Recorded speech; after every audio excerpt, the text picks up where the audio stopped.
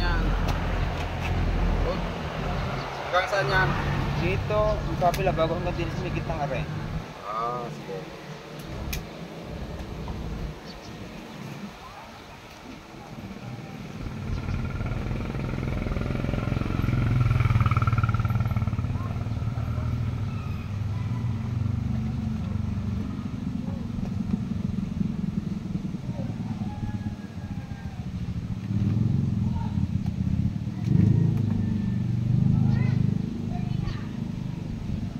Laputan ako.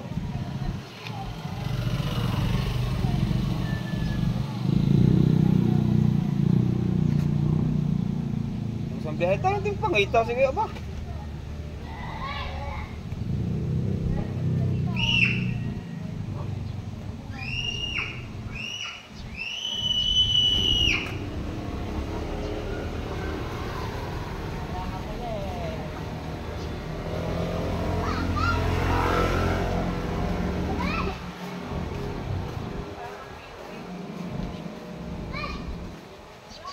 Ilang araw na ito?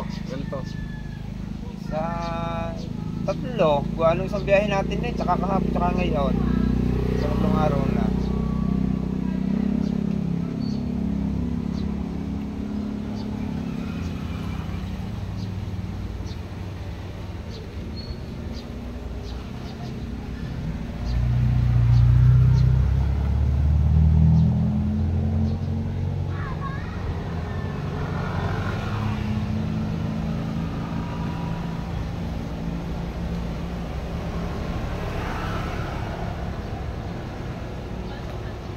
Gawa mo nga, galawin mo nga. Galawin mo nga.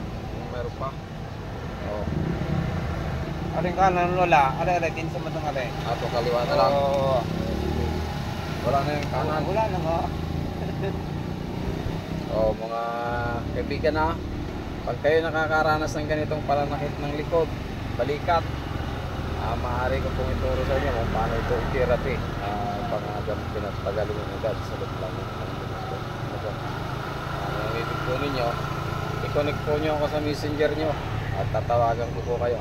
Ituturo ko po sa inyo kung paano nyo ito i-therapy sa inyong sarili. Kayo na po magti-therapy. Tuturo ko po sa inyo, bibigay ko yung karunungan kailangan nyo.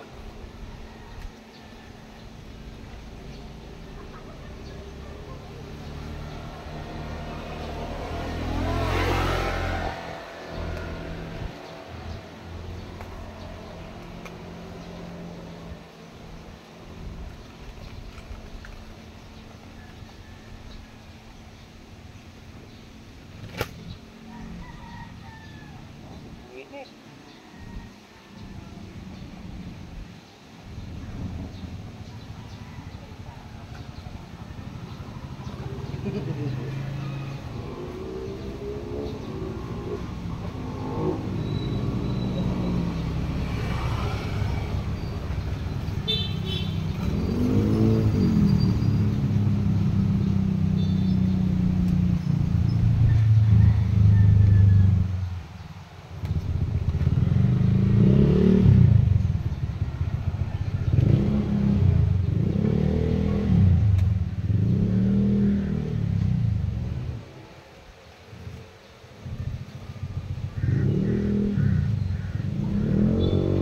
Buhit eh. Ay, naramdam mo. Pababa.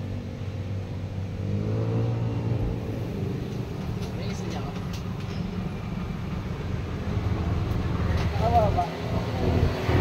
Ate nga. Bilis na ako. Dito ko na. Ano?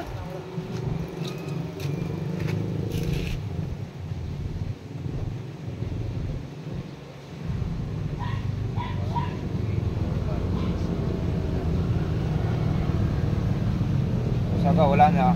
Oo.